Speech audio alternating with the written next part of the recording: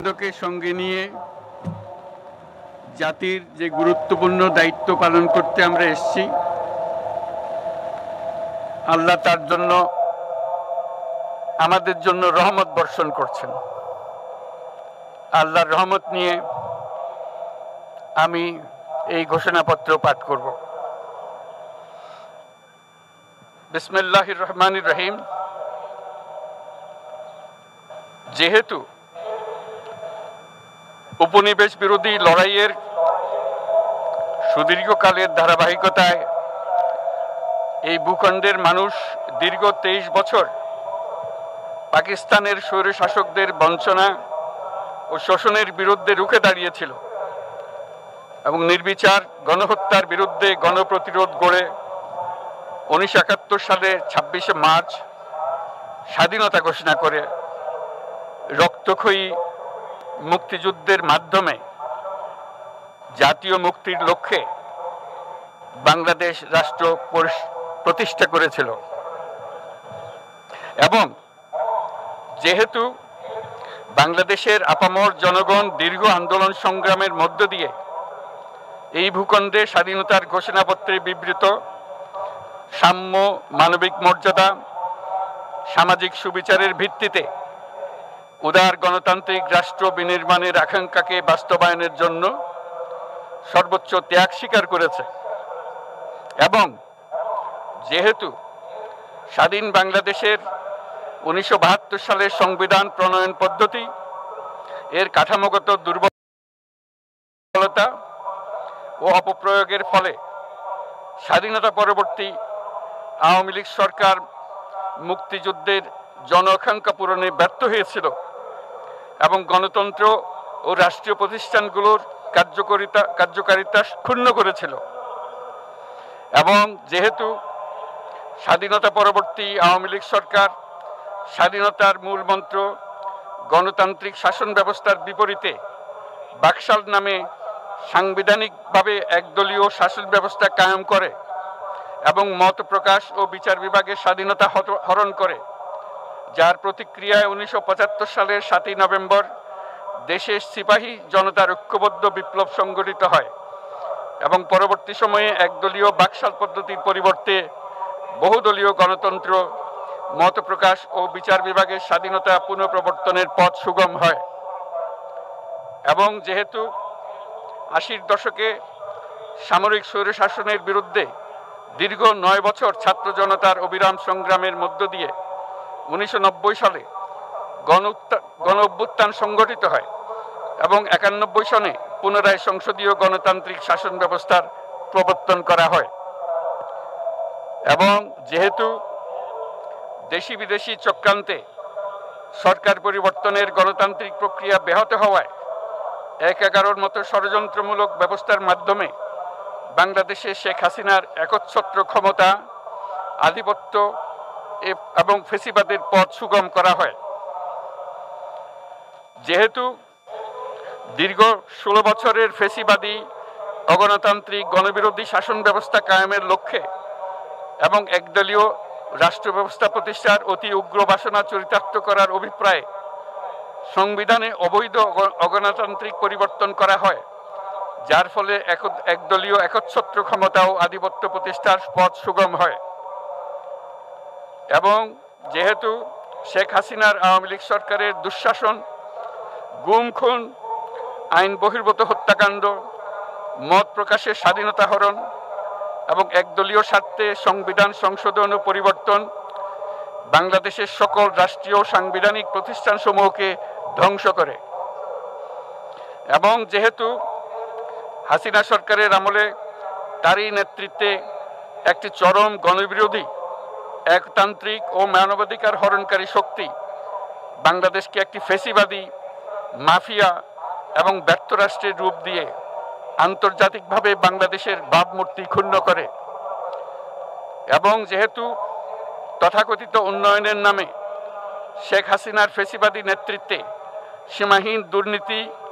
Bank লুট, অর্থ পাচার ও অর্থনৈতিক প্রতিষ্ঠানগুলিকে ধ্বংসের মধ্যে দিয়ে বিগত পতিত দুর্নীতিবাজ আওয়ামী লীগ সরকার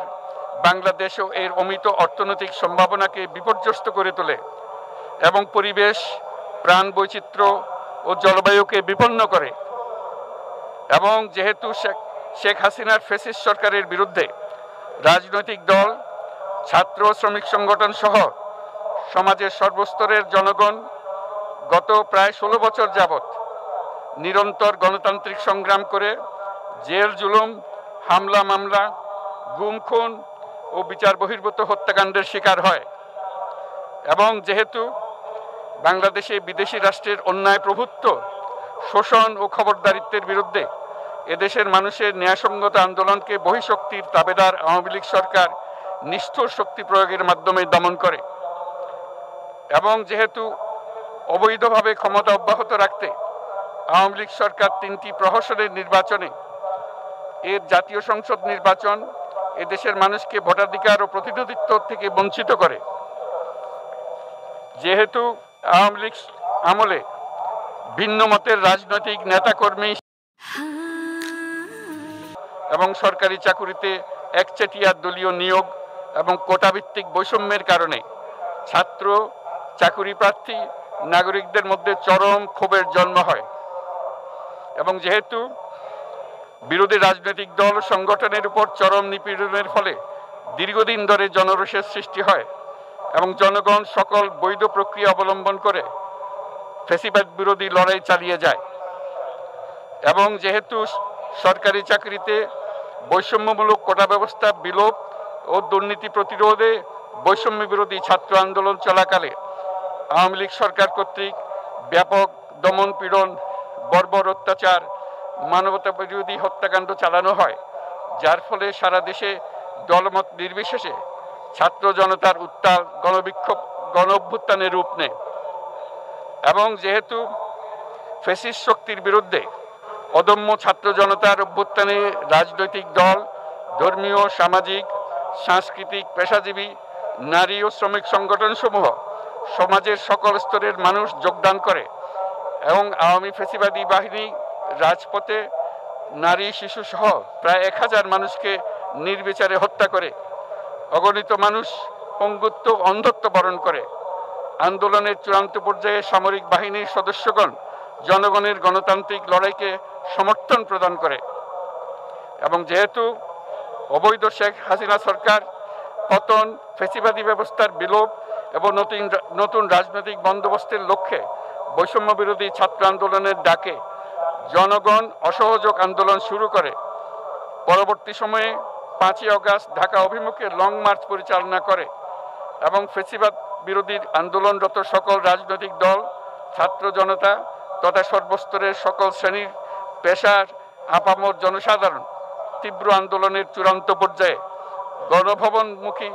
জনতার উত্তাল যাত্রার মুখে ফ্যাসিস্ট হাসিনা 5ই আগস্ট 2024 তারিখে পদত্যাগ করে দেশ ছেড়ে পালিয়ে যেতে বাধ্য হয়। এবং যেহেতু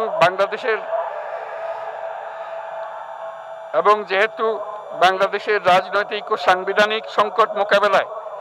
গণ অভ্যুত্থানের মধ্য দিয়ে ব্যক্ত জনগণের সার্বভৌমত্বের প্রত্যয় ও প্রয়োগ রাজনৈতিক ও আইনি উভয় দিক থেকে যুক্তিসঙ্গত, বৈধ ও আন্তর্জাতিকভাবে স্বীকৃত। এবং যেহেতু জনগণের দাবি অনুযায়ী এরপর অবৈধ দ্বাদশ জাতীয় সংসদ ভেঙে দেওয়া হয় এবং সংবিধানের 106 অনুচ্ছেদ অনুসারে সুপ্রিম কোর্টের মতামতের আলোকে সাংবিধানিকভাবে ডক্টর মোহাম্মদ ইউনূসের নেতৃত্বে 8ই আগস্ট 2024 তারিখে একটি অন্তর্বর্তীকালীন সরকার গঠন করা হয়। এবং যেহেতু বাংলাদেশের সর্বস্তরের জনগণের ফ্যাসিবাদ বিরোধী তীব্র আকাঙ্ক্ষা এবং ছাত্র জনতার অভ্যুত্থানের মধ্য দিয়ে ফ্যাসিবাদ, বৈষম্য, দুর্নীতিমুক্ত সমাজ ও রাষ্ট্র বিনির্মাণের অভিপ্রায় প্রকাশিত হয়, সেই হেতু বাংলাদেশের জনগণ সুশাসন ও সুষ্ঠু নির্বাচন,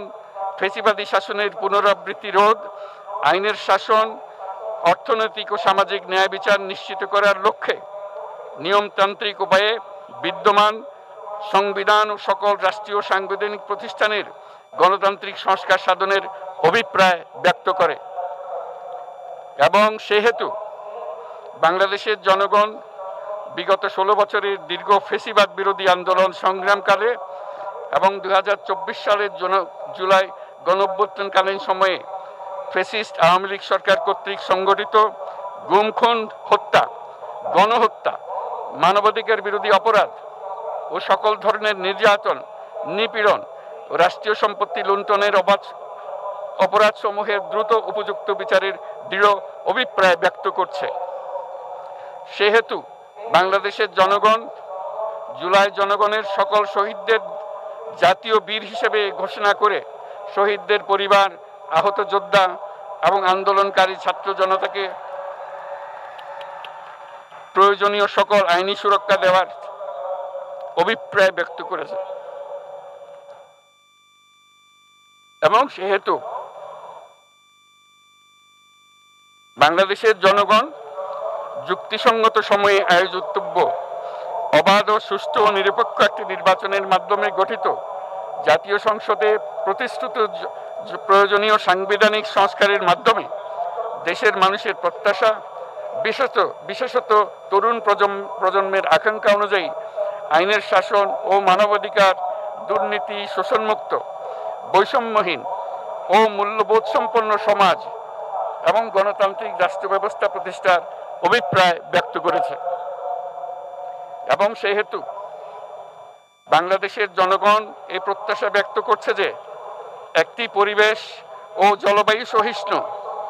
অন্তর্ভুক্তিমূলক, টেকসই উন্নয়ন কৌশলের মাধ্যমে বর্তমান ও ভবিষ্যৎ প্রজন্মের অধিকার সংরক্ষিত হবে। এবং সেহেতু বাংলাদেশের জনগণ এই অভিপ্রায় ব্যক্ত করছে যে ছাত্র গণঅভ্যুত্থানের 2024-এর উপযুক্ত রাষ্ট্রীয় সাংবিধানিক স্বীকৃতি প্রদান করা হবে এবং পরবর্তী নির্বাচনে নির্বাচিত সরকারের সংস্কারকৃত সংবিধানের তফসিলে এই ঘোষণাপত্র সন্নিবেশিত করা হবে। এবং